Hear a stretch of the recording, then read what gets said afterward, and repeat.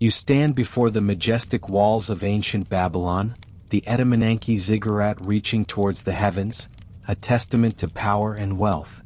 The sounds of a bustling market fill the air, the scent of rare spices on the wind.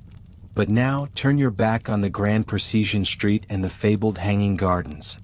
We will walk instead through the city's hidden veins, into the narrow, unpaved alleys where the sun rarely touches the ground. Here the air hangs heavy with the smell of refuse and illness. The vibrant sounds of prosperity fade, replaced by the hushed whispers of desperation and the persistent coughs of the sick. This is the other Babylon, the one etched not in gold, but in the harsh reality of mud bricks and grinding poverty. You are about to understand why, for countless souls, being poor in ancient Babylon was a life sentence to unimaginable hardship and unforgiving despair. You feel the ground beneath your worn sandals change from smooth paving stones to uneven, packed earth. The grand processional street, with its vibrant colors and towering gates, quickly recedes behind you. Here, in these forgotten corners of the city, the very air feels different. It is thicker, heavier, a mixture of unwashed bodies, stale cooking fires, and the ever-present stench of human waste.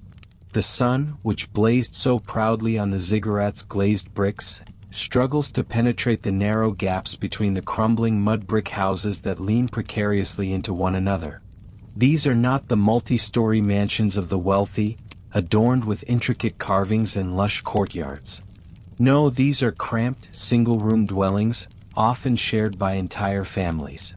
Their walls, once meticulously laid, now show cracks and signs of constant repair with new patches of sun-dried mud. Inside, the floor is simply beaten earth. A meager reed mat serves as a bed for many. A small, central hearth for cooking fills the space with acrid smoke, stinging your eyes even as you imagine the warmth it offers on a cold night. There is no privacy here, no respite from the constant presence of others. You hear the ceaseless coughs of children, the low murmur of desperate conversations, the cry of an infant who has known hunger too intimately. Look up. Even from this squalor, you can still glimpse the colossal Etemenanke, the ziggurat, its topmost tiers almost scraping the sky. It is a constant, towering symbol of immense wealth, divine favor, and consolidated power. It was built with endless toil, with countless hours of labor from men and women just like those who now live in these shadows. It stands as an unyielding testament to the sheer human capacity for organization and grandeur, yes, but also a stark, silent monument to the staggering disparity between the city's elite and its most vulnerable. Every sun-baked brick, every shimmering tile on its terraces, represents a world of comfort and abundance that is utterly unreachable to those around you. The opulence of Babylon was not just seen in its grand architecture. It was woven into the very fabric of daily life for the privileged few. Imagine the banquets held in sprawling palaces, where tables groaned under the weight of roasted meats, fresh fruits, and exotic pastries. Imagine the fine linen garments, dyed with precious pigments, the intricate gold jewelry, the perfumed oils, and the skilled musicians who entertained until the early hours. These were the sights and sounds of one Babylon. Now, contrast that with the persistent gnawing in the stomach of the poor laborer. For you, the most urgent question of each day is not about the finest vintage of date wine, but simply where the next meal will come from. Grain, especially barley, was the lifeblood of Babylonian society. It was currency, food, and security all rolled into one. If you had no land, no trade, and no powerful patron, your existence was a perilous tightrope walk. You labored in the fields of the wealthy, dug irrigation canals, carried heavy loads, or served in the households of the elite, often for meager wages barely enough to sustain yourself, let alone your family. And this meager wage was constantly under threat. A bad harvest meant not just hunger but ruin. A sudden illness, a broken limb, or the death of a primary breadwinner could plunge an entire family into an abyss from which there was little return. There was no safety net, no state-sponsored welfare system to catch you when you fell. Your extended family might offer temporary aid, but they too often teetered on the precipice of poverty themselves. This precarious existence made the poor highly susceptible to the most insidious form of oppression in ancient Babylon: debt. Imagine being a farmer relying on the annual flood of the Euphrates to nourish your crops. A year of poor rain or an unexpected pestilence could wipe out your harvest. To feed your family, you would be forced to borrow grain or silver from a wealthy merchant or temple official. The interest rates were astronomical, sometimes 20% for silver and 33% for grain, payable at harvest. These were not modern, calculated interest rates. They were predatory. The cycle began. If you could not repay the loan and its exorbitant interest, your debt would roll over, accumulating further. Soon your small plot of land, if you had one, might be forfeit. Then your personal belongings would be seized. And then the true horror of Babylonian poverty would reveal itself: the selling of yourself, or worse, your children, into debt slavery. You might be sold to work off the debt in the fields of your creditor or in their household, sometimes for a fixed period of 3 years, sometimes for what felt like an indefinite sentence. Your children too could be indentured, taken away from you to serve the wealthy, their futures erased by a single desperate mistake or misfortune. This was not chattel slavery in the Roman sense, where a person was property with no rights. Debt slaves in Babylon retained a sliver of legal personhood, but their lives were effectively owned by another. Their labor was controlled, their movements restricted, their hope diminished with each passing day. The law, as codified by Hammurabi and other rulers, recognized and even regulated this practice, ensuring that the wealthy creditor could reclaim their investment, even at the cost of human freedom. You would be expected to perform the most arduous and demeaning tasks: hauling water from the canals, grinding grain for hours, cleaning out stables, tending to livestock, weaving textiles in stifling workshops. All day, every day, under the watchful eye of an overseer, knowing that your every effort only served to enrich the person who held your future in their hand. Escape was unthinkable. Where would you go? Without connections, without resources, a runaway slave faced certain recapture and brutal punishment. The legal system, which at first glance might seem to offer some protections, often served to reinforce the existing social hierarchy. While Hammurabi's code famously decreed an eye for an eye, its application was far from equal. The punishment for an offense often depended on the social status of both the perpetrator and the victim. A blow struck against a free man by another free man might incur a fine. But if a free man struck a nobleman, the penalty was far more severe. And if a poor man, a commoner, offended a member of the elite, justice would be swift and harsh. Your testimony in a court of law, if you were poor, held significantly less weight than that of a wealthy landowner or priest. Your rights were theoretical, easily overridden by the power and influence of those above you. Even the gods, invoked in countless prayers and rituals, seemed to uphold this rigid social order. Babylonian society was deeply religious, and the gods were believed to have ordained the king and the social structure. The wealthy were often seen as enjoying divine favor, their prosperity a sign of the gods' blessings. Conversely, the poor might be viewed as suffering the consequences of their own failings or the disfavor of the deities. This spiritual dimension added another layer to the oppression, making it seem divinely sanctioned and therefore immutable. Consider your diet. For the wealthy, exotic spices, a variety of meats, fruits, and fine breads. For you, the poor, your daily sustenance consisted mostly of barley porridge, flatbread, perhaps some onions or dates, and if you were lucky, a small amount of fish or lentils. Malnutrition was a constant companion, weakening the body, dulling the mind, and making you more susceptible to the myriad diseases that festered in the crowded, unsanitary alleys. Dysentery, typhoid, smallpox, and other illnesses swept through the poor quarters with terrifying regularity, claiming lives with brutal efficiency. Without access to proper healers or medicine, your only recourse was often prayer and the desperate hope of your family. You navigate these unpaved streets, avoiding puddles of stagnant water and piles of refuse. The air here is not just thick with smells, but with the despair of lives lived on the edge. Children with distended bellies play listlessly in the dirt. Women, their faces etched with premature age, carry water jars, their backs bent from years of labor. Men return from the fields or workshops, their shoulders slumped, their hopes for a better tomorrow dimmed by the relentless grind of today. This was the inescapable reality for the vast majority of Babylon's inhabitants.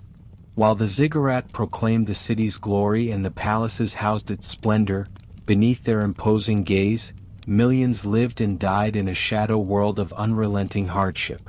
The grand vision of the city, its architectural marvels, its intellectual achievements, its powerful empire, were built on the backs of these forgotten souls. Their existence was a stark counterpoint to the city's celebrated majesty, a testament to how extreme wealth for a few often meant extreme poverty for the many. The system was designed to keep them there, to extract their labor, and to ensure that the glittering surface of Babylon remained untarnished by the suffering it depended upon. You now understand that this was not merely misfortune. It was systemic oppression, deeply embedded in the very foundations of this magnificent, yet merciless, ancient metropolis. This systemic oppression was not merely an unspoken truth, a quiet misery whispered in the alleyways. No. It was etched into stone, proclaimed from every public square, and enforced with an unyielding grip by the very laws designed to govern life itself. For the poor in ancient Babylon, Hammurabi's Code, often celebrated as a pioneering achievement in legal history, represented not a shield of justice, but rather a bludgeon that reinforced their suffering and ensured their perpetual subjugation. You might have heard of Hammurabi, the mighty king, the lawgiver, whose pronouncements promised to bring order and fairness to his vast empire. You might even recall the famous phrase, "an eye for an eye," often attributed to his code, suggesting a kind of universal retribution. But for the vast majority of Babylonians, those who toiled in the fields or carried burdens through the city streets, this vaunted justice system offered little hope and much despair. Walk with me now into the heart of Babylonian jurisprudence, where the grand pronouncements on towering stelae cast long, unforgiving shadows. You see the stone slab, intricately carved with the image of King Hammurabi receiving the laws from Shamash, the sun god, deity of justice. It stands as an imposing symbol of divine authority, of order brought to chaos. But look closer, listen to the whispers of those who live beneath its gaze. For them, the code was less a divine gift and more a divinely sanctioned instrument of control, specifically designed to protect the privileged and penalize the vulnerable. Consider first the fundamental principle embedded within the code: its rigid adherence to social stratification. Babylonian society was not a melting pot, it was a carefully layered hierarchy. At the top were the Awilim, the free noblemen, landowners, powerful merchants, and priests. Below them were the Mushkinim, the commoners, free people but without the same land holdings or influence as the Awilim. And at the very bottom, the Wardom, the slaves who were considered property. Hammurabi's code did not seek to equalize these distinctions. On the contrary, it codified them, giving different rights and demanding different penalties based solely on your birth and status. Imagine, for example, a powerful Awilim striking a common Mushkinim. For the Mushkinim, the injury is real, the pain immediate. Yet, for the Awilim, the penalty is a mere monetary fine, a sum perhaps easily dismissed as a slight inconvenience. It is an insult, yes, but not a crippling blow. Now reverse the scenario.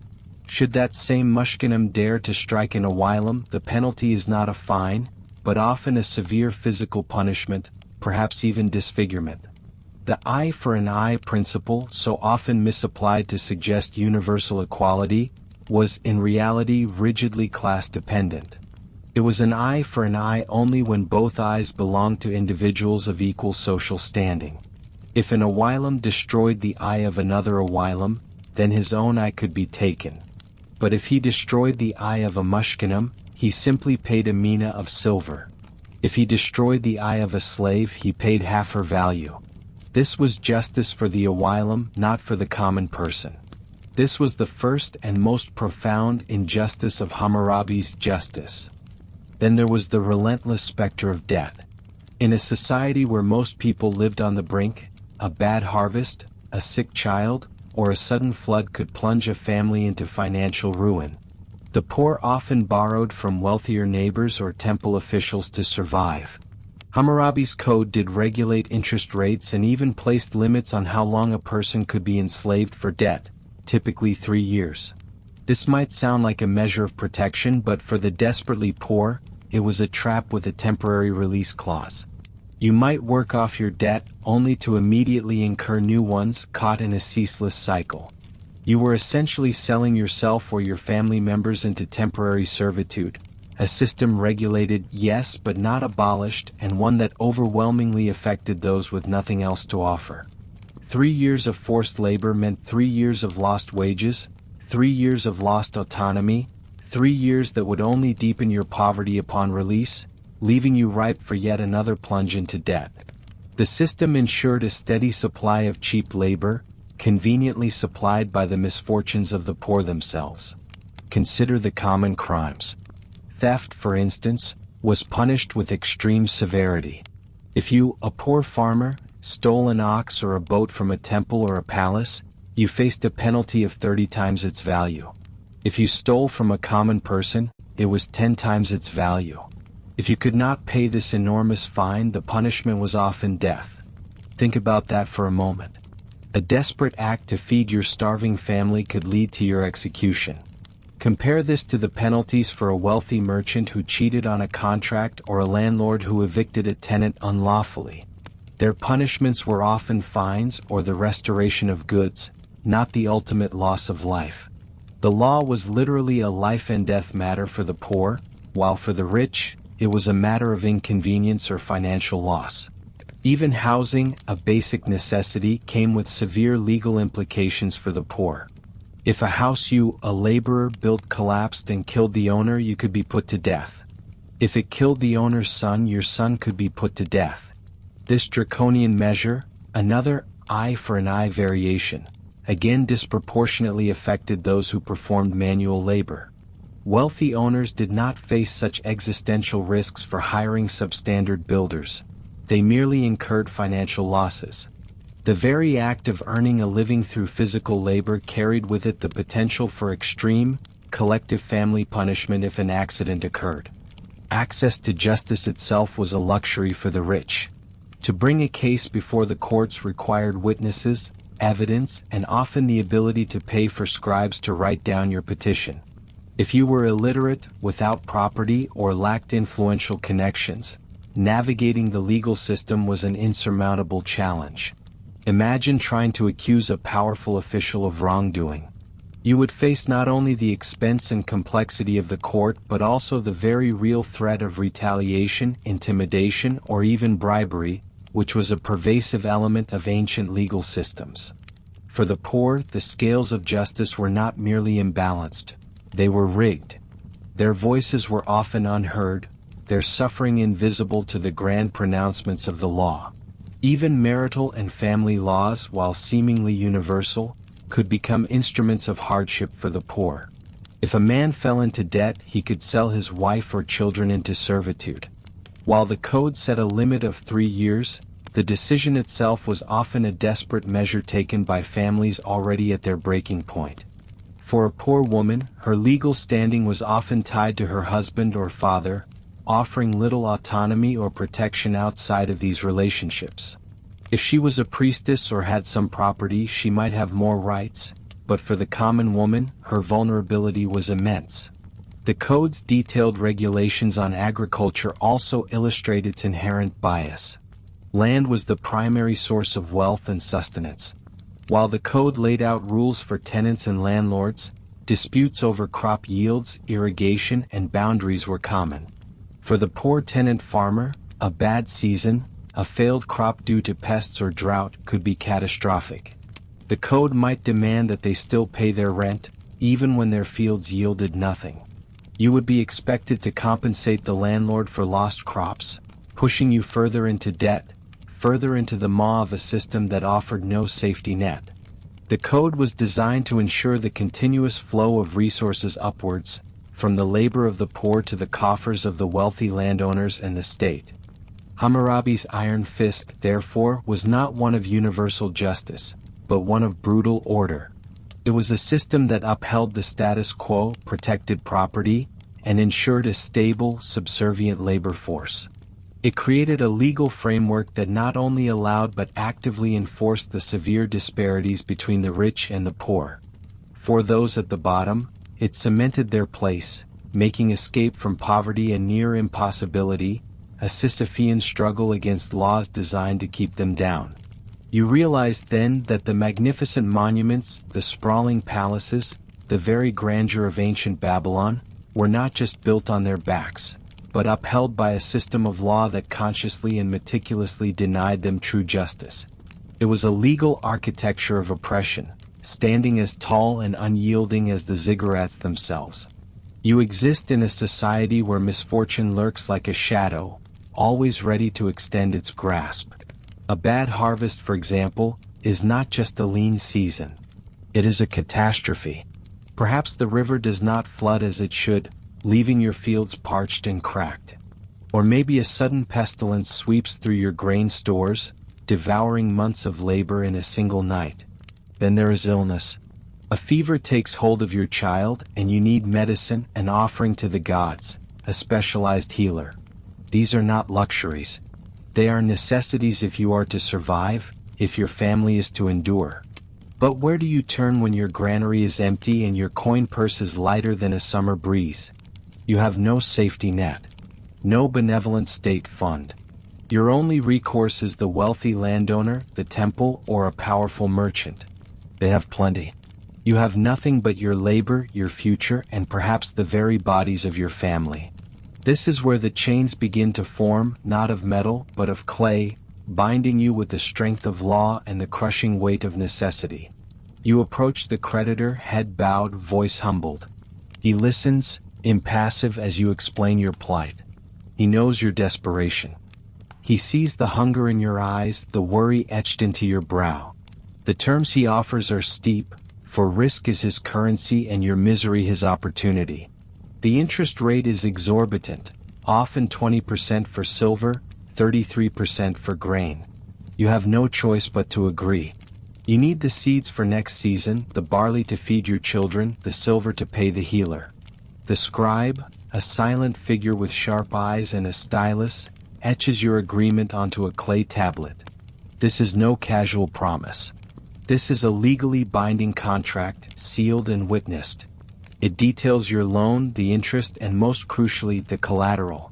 For many, that collateral is not land they do not own, or valuable possessions they do not possess.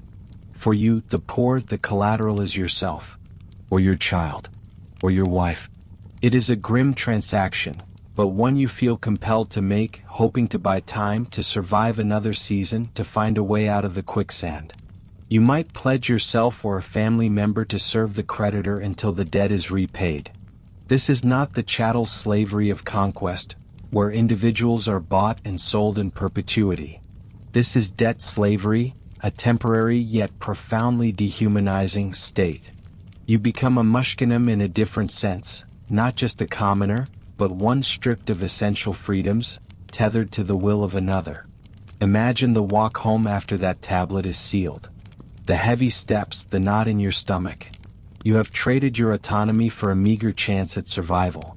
Days turn into weeks, weeks into months. The harvest comes, but it is not enough. Perhaps the yield is still poor, or the prices for your meager surplus are low. The debt, with its relentless interest, grows like a persistent weed, strangling your efforts to clear it. You cannot repay. The day of reckoning arrives. The creditor, armed with that very clay tablet, comes calling. There is no appeal, no negotiation. The law is clear. Your bond is forfeit. You are now a debt slave. You are removed from your meager plot, from the familiar rhythms of your life. Your new reality is the grinding labor on the creditor's vast estate, or perhaps in his bustling household. The work is physically demanding, often grueling. You might spend your days under the scorching Mesopotamian sun, hoeing rows of barley, hauling water from the canal, or threshing grain until your muscles ache and your hands are raw. Each dawn brings another day of toil, not for your own gain, but to extinguish a debt that feels increasingly insurmountable. The chains of clay are invisible, yet they are stronger than any iron manacle. You move freely enough, yes, but your every movement, your every waking hour is dictated by another. Your identity shifts. You are no longer just a farmer, a potter, a weaver. You are a servant of debt, an extension of your creditor's property, your labor his due. Your meager food and shelter are not earned in the spirit of a fair wage, but provided as a means to maintain your capacity for work. You are sustained only enough to continue your toil. Hammurabi's code, surprisingly, did attempt to put a limit on this profound indignity. It stipulated that a debt slave or a family member pledged for debt could serve for no longer than 3 years. This provision at first glance appears to offer a ray of hope, a finite term to your suffering. You might imagine counting down the days, holding on to that distant promise of release. But reality for the poor of Babylon was often far more cruel and complex. Consider what happens after 3 years. You are released, yes, but you return to the exact same economic precipice from which you fell. Your land, if you had any, might have been lost or neglected during your servitude. Your tools might be gone. Your skills might be dulled. Most critically, you often emerge with nothing. You are a free person, but free only to starve, free only to fall back into debt at the very first sign of misfortune. The cycle is not broken. It simply pauses, waiting for you to stumble again. And stumble you most certainly will, in a world designed to keep you on the brink. Furthermore, the 3-year limit was not always a hard and fast rule in practice. Savvy creditors found ways to circumvent it. They might structure new loans, new agreements, creating a revolving door of debt that kept families bound to them for generations. A debt owed by a father could be transferred to his son, then to his grandson, weaving a tapestry of servitude that stretched across lifetimes.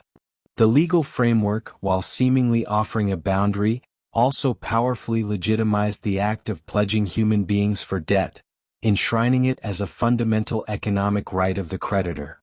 Imagine your child, taken from your side, sent to work in a stranger's household. Or your wife, serving another family, her days spent grinding grain or weaving textiles, her dignity eroded. The emotional toll is immense. The constant fear of losing your family, of being separated, gnaws at you. You are forever caught between the desperate need to survive and the agonizing choices that survival demands. You witness the strength of the law, not as a shield for the vulnerable, but as a hammer wielded by the powerful, crushing those who falter. The very foundations of Babylonian society, its impressive temples, its bustling markets, its vast agricultural output, were built upon the readily available, exploitable labor of these debt slaves.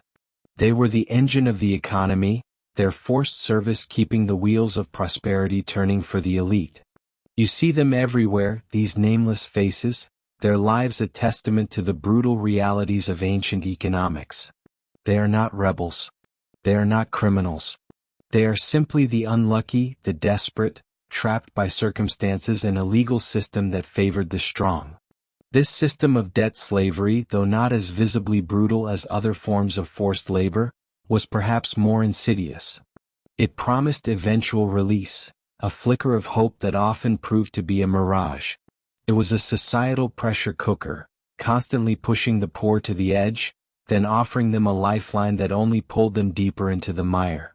The clay tablets that recorded their debts were not just administrative documents. They were legal chains, binding them to a life of perpetual precarity and servitude, making ancient Babylon, for those caught in its grip, a true crucible of despair. You are forced to understand that poverty here was not merely a lack of wealth. It was a condition of legal vulnerability, a constant threat to your very personhood, and that of your loved ones. You look around at the thriving city, the opulence of the wealthy, and you understand something fundamental about its construction.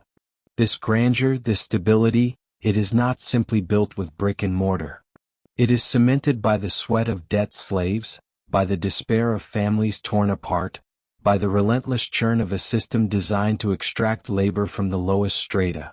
The prosperity of a few is directly proportional to the subjugation of many. Imagine the psychological impact of living under such a threat. Every decision you make, every risk you consider, is weighed against the terrifying prospect of losing your freedom or worse, losing a loved one to servitude. You are constantly calculating, constantly fearing. There is no true freedom in such an existence, even when you are technically free and not yet pledged. The shadow of debt looms over every waking moment, a silent overseer guiding your choices, narrowing your horizons. The law of Hammurabi, celebrated by some for its perceived justice, here reveals its true, cold face. It is a law that formalizes the exploitation of human vulnerability. It does not prevent the poor from falling. It merely regulates how they will be caught and utilized once they do. It provides the legal framework for the chains of clay, making them unbreakable for generations, often leading to a situation where entire families were functionally tied to the same powerful creditor for decades, if not longer. You learn that in ancient Babylon, your social status was not just about your birth or your occupation. It was fundamentally about your economic standing and your freedom from debt. To be poor was not just to lack material possessions. It was to lack legal agency, to exist perpetually at the mercy of others, your body and your labor a constant commodity ready to be pledged. This was the ultimate trap, a profound denial of personal liberty, intricately woven into the very fabric of society. For the poor, Babylon was a city of walls, not of protection but of confinement, built of the unforgiving clay of debt. Beyond the unforgiving clay of debt, another threat loomed, perhaps even more terrifying because it was invisible, inescapable, and utterly indiscriminate in its initial strike. For the poor in ancient Babylon, sickness was not merely an inconvenience. It was a potential death sentence, a catastrophic event that could shatter an already precarious existence, pushing individuals and entire families into an abyss from which there was no return. You are walking through the narrow, winding alleys of Babylon's poorer districts, far from the grand ziggurat and the vibrant markets of the city center. Here the air hangs heavy, thick with the smell of unwashed bodies, cooking smoke, and the subtle, sickening scent of waste that permeates the very earth beneath your feet. The homes are closely packed, often sharing walls, built of sun-baked mud brick that offers little insulation from the oppressive summer heat or the damp chill of winter nights. Drainage is rudimentary at best, and in many places non-existent, creating stagnant pools where insects breed and diseases thrive. Imagine you are living in one of these humble dwellings, perhaps a single room shared with an extended family. Sanitation is a luxury you cannot afford. Clean water is a constant worry, often drawn from canals that also serve as dumping grounds for refuse, making every drink a gamble. Personal hygiene is a struggle, with limited access to soap or clean water for washing. The food you eat is often meager, lacking in vital nutrients, making your body a weaker vessel, more susceptible to every passing ailment. You are perpetually hungry, and this constant state of deprivation wears down your immune system, leaving you exposed. One morning you awaken with a fever, a burning sensation behind your eyes and a dull ache in your muscles. Your head pounds with every heartbeat. You try to rise but your limbs feel heavy, unresponsive. This is not just discomfort. This is terror. For a wealthy Babylonian, a fever might mean a visit from a physician, access to herbal remedies, perhaps even a period of rest in a comfortable bed. For you, it means something far more dire. Babylonian medicine, while remarkably advanced for its time, was a privilege of the elite. There were physician priests skilled in diagnosis and pharmacology, who understood the use of various plants and minerals. They had knowledge of surgical procedures and could interpret omens and divine messages related to illness. But their services came at a price you could never hope to pay. You have heard stories of these healers, of their intricate knowledge and their ability to soothe pain or even cure certain afflictions. But these stories are like tales of faraway lands, disconnected from your reality. Your only recourse might be the local wise woman, who offers simple poultices and whispered incantations, or perhaps a desperate prayer to a minor household deity. These are gestures of hope, born of desperation, rather than effective medical treatment. As the fever rages, your greatest fear is not the discomfort but the inability to work. Every day you cannot labor is a day without pay, a day when your family goes without food. If you are a casual laborer dependent on daily wages, a single week of sickness could mean irreversible destitution. If you are bound by debt, your creditor will not care about your illness. The interest will continue to accumulate, the demands for payment will not cease. Your absence from the fields or the construction sites will be noted, and the consequences will be swift and harsh. You lie on your straw mat, shivering despite the heat, your body racked with chills and sweats. You hear the worried murmurs of your family. Your spouse tries to bring you sips of water, perhaps some weak broth if they can spare it. Your children look at you with wide, frightened eyes, understanding instinctively the gravity of your condition. They know that your illness means hardship for all of them.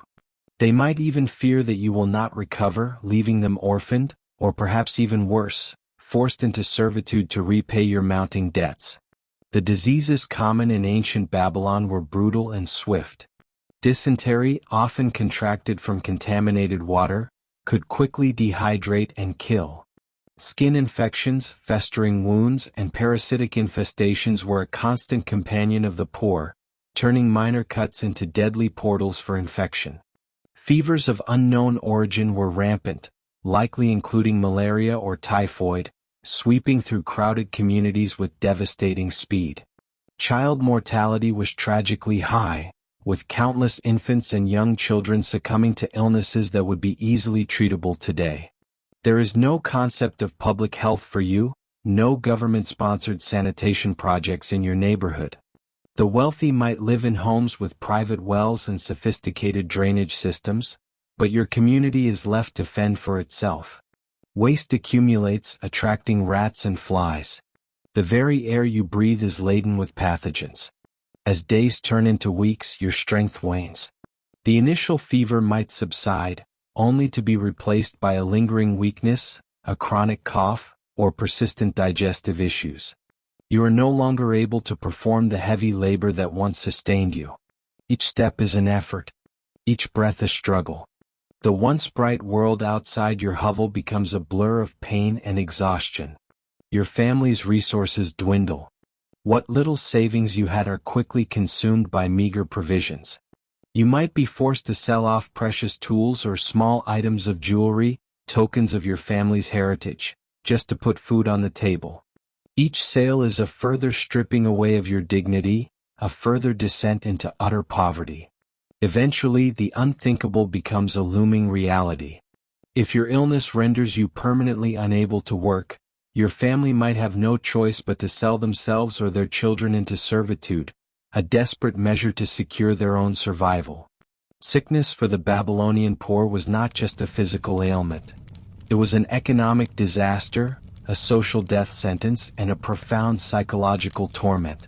You exist in a constant state of anxiety, knowing that at any moment, a cough, a fever, or a cut could spell the end of your meager existence and plunge your loved ones into a life even worse than your own. There is no social safety net, no compassionate institution to catch you when you fall.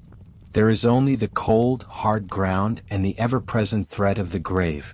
You lie there, perhaps drifting in and out of consciousness, listening to the sounds of the bustling city beyond your walls. The distant shouts of merchants, the rumble of carts, the general hum of life. But for you, that life feels impossibly far away, a world you can no longer inhabit. You are trapped, not just by debt, but by the relentless grip of disease, a silent executioner against which you have no weapon, no shield, and no hope of cure. Your body, once your most valuable asset, has betrayed you, leaving you utterly helpless in a world that has no mercy for the weak. You are not confined to a sickbed forever, though the memory of that helplessness will linger like a persistent shadow. If you are one of the fortunate few who recover, or if you are simply enduring the daily grind of survival, your world is still a cage. Step outside the miserable confines of your single room, and you immediately confront the physical reality of poverty in ancient Babylon, a reality as crushing and relentless as any debt. You are not walking on the grand, processional ways of Nebuchadnezzar, paved with stone and adorned with glazed brick reliefs of lions and mythical creatures. No, those are for the powerful, the priests, the wealthy merchants. Your path is different. You navigate a labyrinth of narrow, winding alleys, a tangled spaghetti of passages barely wide enough for one person to pass comfortably, often less. These are not planned streets. They are the organic growth of desperation, pathways that emerged simply because people needed to move between their hovels. Look around you. The city here is not built of monumental stone, but of mud brick, baked hard by the relentless sun. The walls rise haphazardly, often leaning, frequently patched with fresh mud that has not yet dried to the same hue as the older sections. They are a dull, uniform brown, a monotony broken only by the occasional splash of gray from dried refuse or the dark, damp stains near a leaky water skin. There are no grand facades, no ornate carvings, no impressive gateways. Just a continuous, unbroken surface of utilitarian, crumbling earth. The houses themselves are an extension of these walls. Small, squat structures, usually 1 or 2 stories, crammed together so tightly that their upper levels almost touch, creating a perpetual gloom below. They share walls, often built directly against each other, creating a dense, impenetrable urban fabric. There is no concept of open space, no gardens, no public squares in this part of town. Every available inch of ground is occupied by another dwelling, another family, another struggle for existence. As you move through this maze, your senses are constantly assaulted. The air is thick, heavy, and stagnant. The sweet, cloying smell of human waste mixes with the acrid stench of wood smoke from countless small cooking fires, the pungent aroma of drying fish, and the faint, unsettling odor of decay. There is no breeze here to carry away the effluvia. The high, close-set walls trap everything, creating a suffocating microclimate. You breathe it all in, every moment of every day, a constant assault on your lungs and your dignity. Your feet navigate an uneven path. The ground is packed earth, churned to dust in the dry season, a treacherous, slippery mud in the brief periods of rain. It is littered with household refuse, broken pottery shards, discarded bone fragments from meager meals, scraps of cloth, and the ever-present, ubiquitous animal and human excrement. You must watch your step carefully, not just to avoid slipping, but to avoid the countless sharp objects and biological hazards that carpet your world. Every cut, every puncture, every scrape is an open invitation to infection, and here infection is often a death sentence. The soundscape is a cacophony. Voices echo strangely in the narrow confines, amplified and distorted. The cries of restless infants, the shrill arguments of exasperated women, the low murmurs of men discussing their impossible burdens. Interspersed with these human sounds are the squawking of chickens, the bleating of a goat tied near a doorway, the skittering of unseen rats in the shadows, and the persistent, annoying buzz of flies that are drawn to the filth like iron filings to a magnet. This constant background noise is not the vibrant hum of a prosperous city.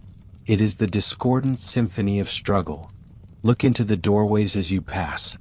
They are often just openings in the wall, covered by a simple cloth or a worn leather curtain, offering little privacy or security. Inside you glimpse dark, cramped interiors. A single room, perhaps 2 for an entire family. Light filters grudgingly from a small, high window, or through the open doorway, leaving most of the space in perpetual twilight. There are no comfortable furnishings. A few reed mats on the floor for sleeping, a clay hearth for cooking, some basic pottery for food and water storage. Possessions are few, valuable and hard-won, and always at risk of theft. The struggle for water is paramount.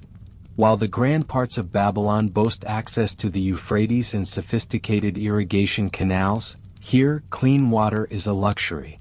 You rely on what can be fetched from the nearest public well, if one exists and if it is not contaminated, or from a less than pristine canal further afield. The water is often muddy, carrying parasites and disease.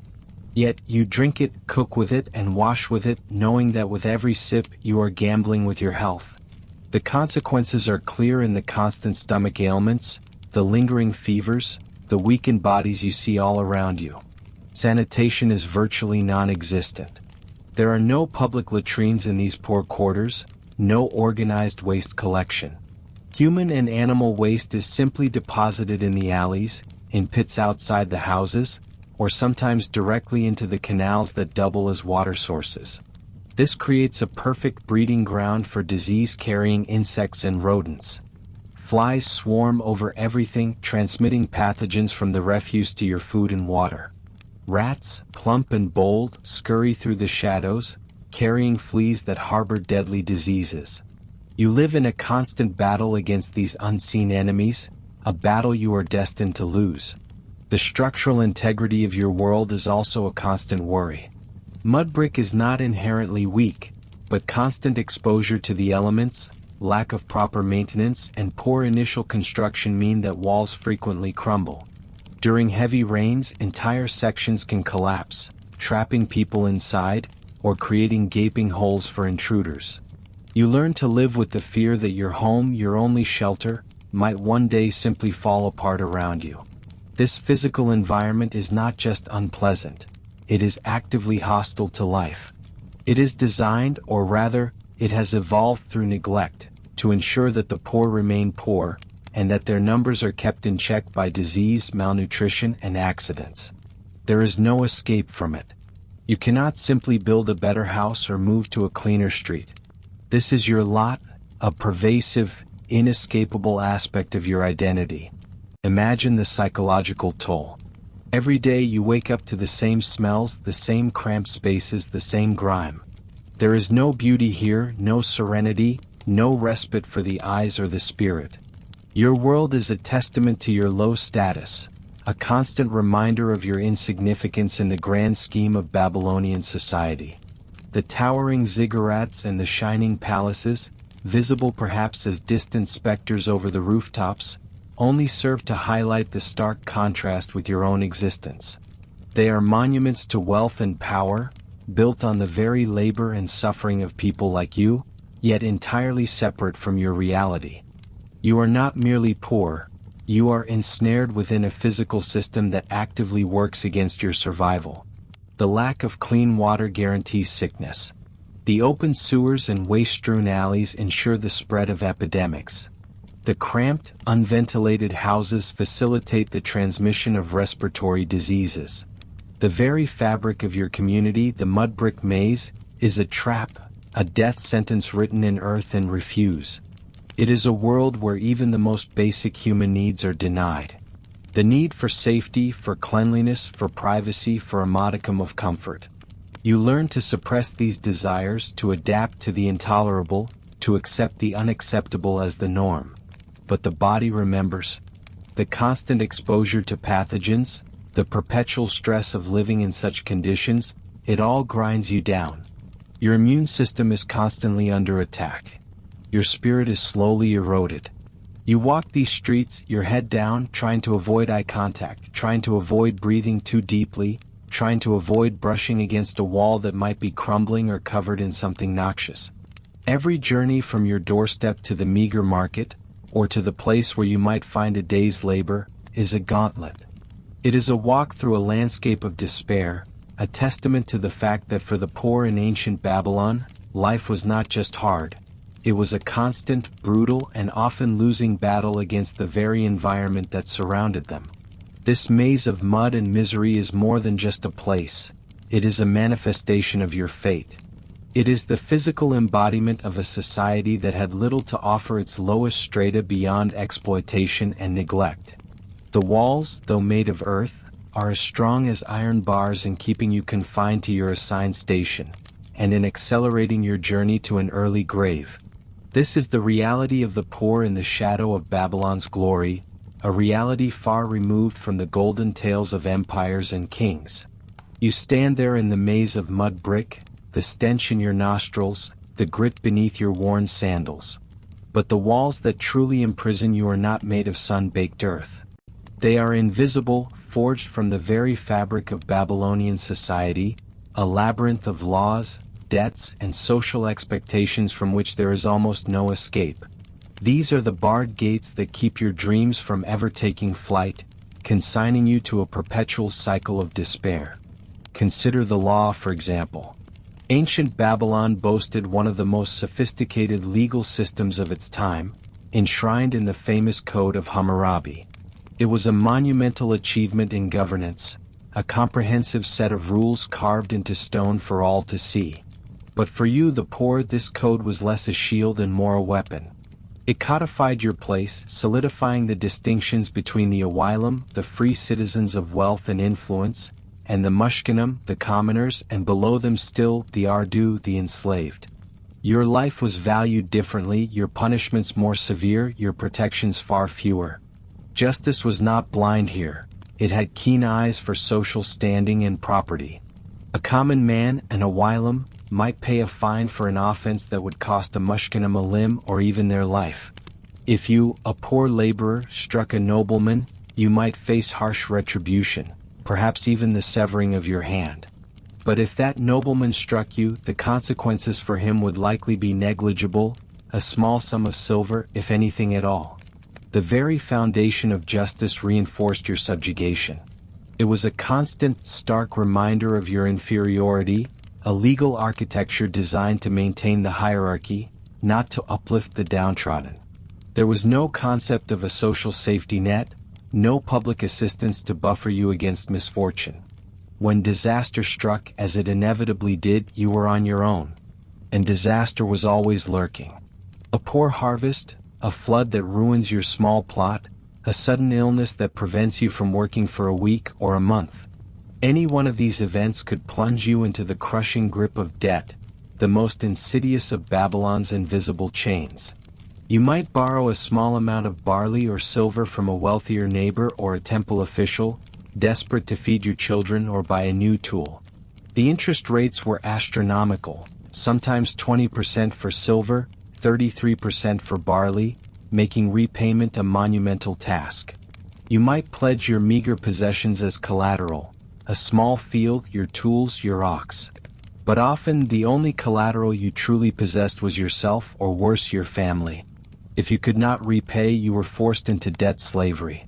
You, your wife, or your children would become human collateral, forced to work for your creditor until the debt was considered paid.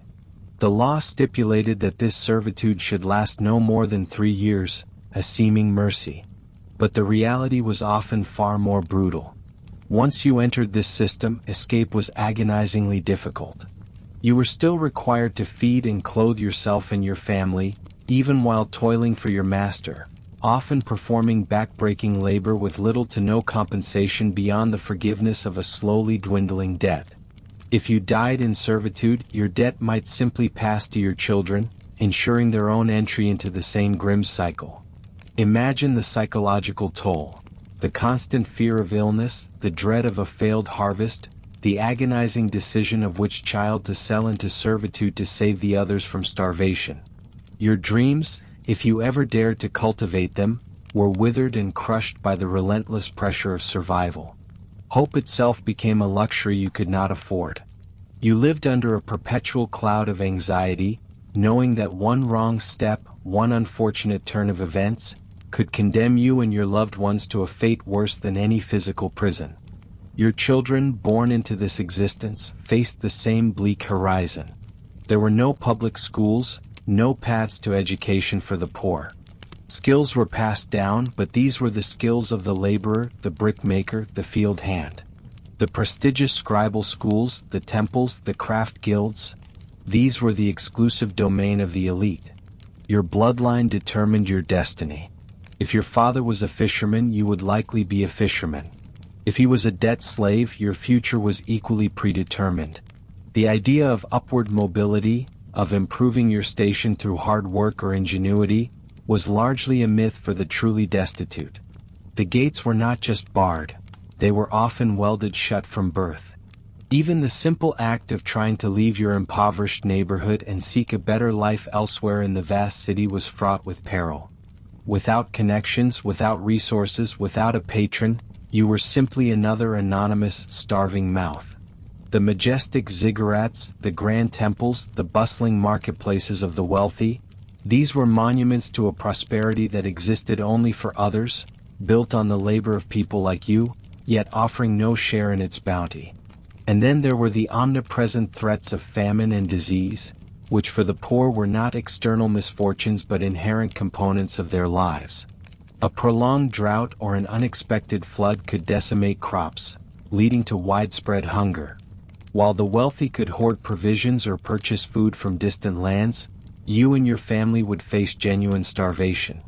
Weakened by malnutrition, you were far more susceptible to the myriad diseases that festered in the crowded, unsanitary slums. Dysentery, typhoid, smallpox, these scourges swept through your community with devastating regularity. There was no access to proper medical care, no physician who would treat you without payment you could not provide. Death, often swift and brutal, was an ever-present shadow, a final, unyielding bar on the gate of your existence. Occasionally, a king might issue a royal decree, known as a misharum or an andurarum, a declaration of justice that might cancel outstanding debts and free some debt slaves. These were rare, often politically motivated acts, perhaps to stabilize the kingdom during times of unrest or to assert royal authority over powerful creditors. For a fortunate few, these decrees offered a brief glimmer of hope, a temporary reprieve from their bondage. But they were not systemic changes. They were momentary pauses in the relentless rhythm of the debt cycle. The underlying economic structures remained.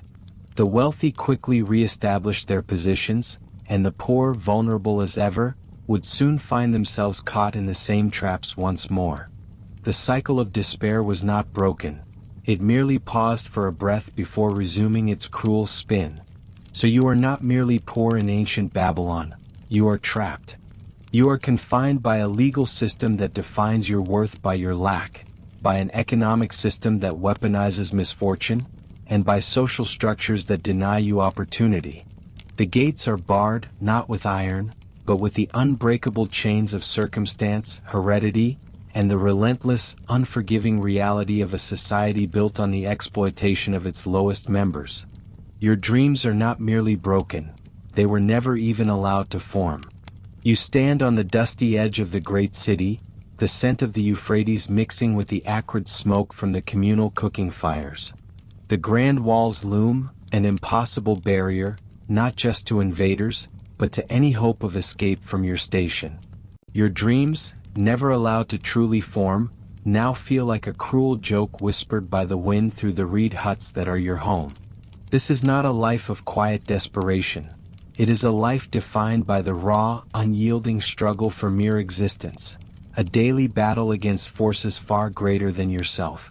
Imagine, if you will, the constant gnawing anxiety that accompanies every sunrise. You wake to the relentless sun, not with the promise of a new day, but with the immediate visceral need to find food, to secure a pittance of wages, to simply survive another rotation of the earth. There is no cushion for you, no safety net woven from ancestral wealth or state benevolence. A bad harvest means hunger. A flood means your meager dwelling is swept away, your few possessions lost to the churning waters. A drought means the crops fail, and the price of grain soars beyond your reach, leaving you to scavenge or starve. Think of the constant, looming threat of illness. You live in close quarters, the air thick with the odors of humanity and uncollected refuse. Clean water is a luxury, often tainted, a silent vector for disease. A cough can quickly become a fever. A small cut can fester and cripple. For the wealthy, healers and remedies might offer a chance at recovery. For you, sickness is a death sentence not just for yourself but for your entire family, as your ability to work, to earn, to provide vanishes with your strength. There is no rest, no convalescence, no time for weakness. To falter is to fail completely. Your body is your only asset, a tool to be worked until it breaks. You rise before the sun, joining the trudging stream of laborers heading towards the city gates, or the fields, or the canals. The sun beats down on your back as you haul bricks, or dig ditches, or grind grain. Your muscles ache, your hands are calloused and cracked, your feet are sore from endless walking. The work is relentless, the hours long, and the reward barely enough to keep the hunger at bay.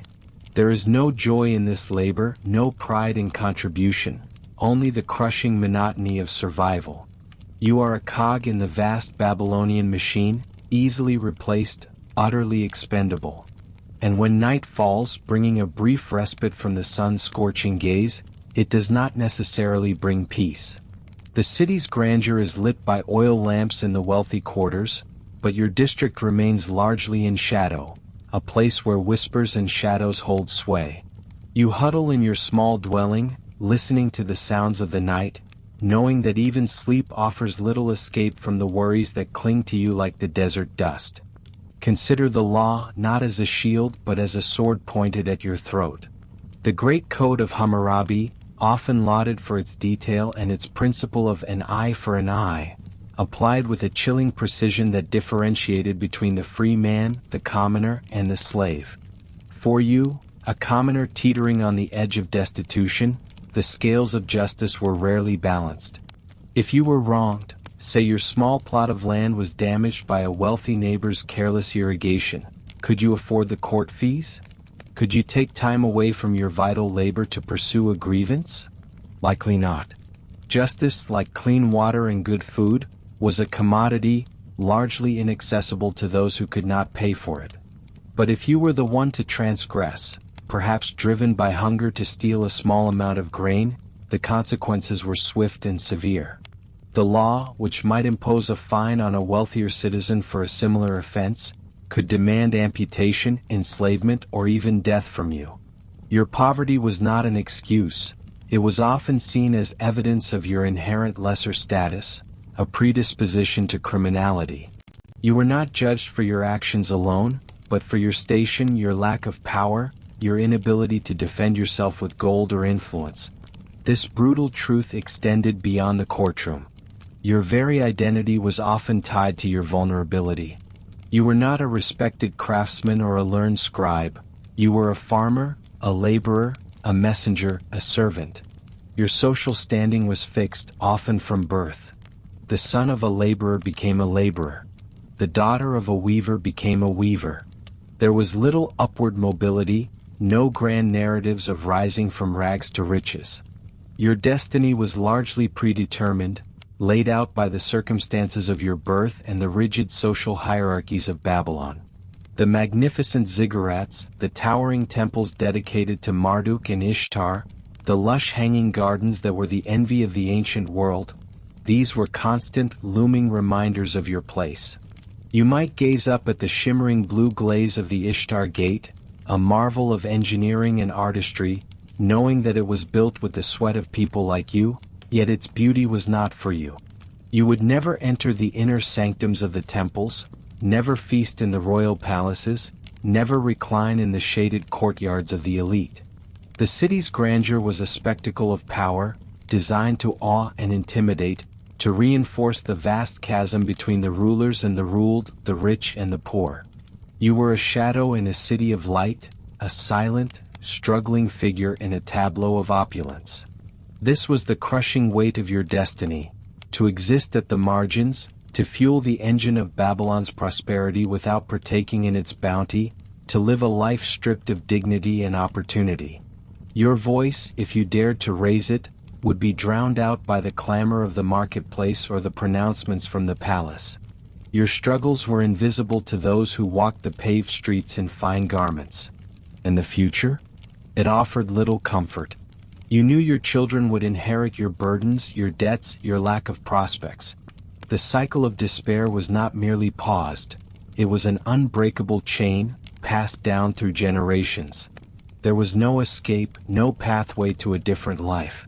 You were bound to the land, to the master, to the inexorable demands of a system designed to keep you precisely where you were, at the bottom. This was the brutal embrace of Babylon for its poor. It did not merely neglect you, it actively consumed you, using your labor, your suffering, your very life force to build its towering monuments and sustain its opulent lifestyle. It was a beautiful, powerful, and utterly merciless city, especially if you were one of the millions who toiled in its shadows, forever caught in the crushing weight of a destiny you could neither choose nor escape. Your life was a testament to the harsh realities of power, class, and survival in one of history's most celebrated, yet unforgiving empires. The echoes of your silent struggle are still present in the very dust of its ruins, a chilling reminder of what it meant to be truly poor in the heart of ancient Babylon.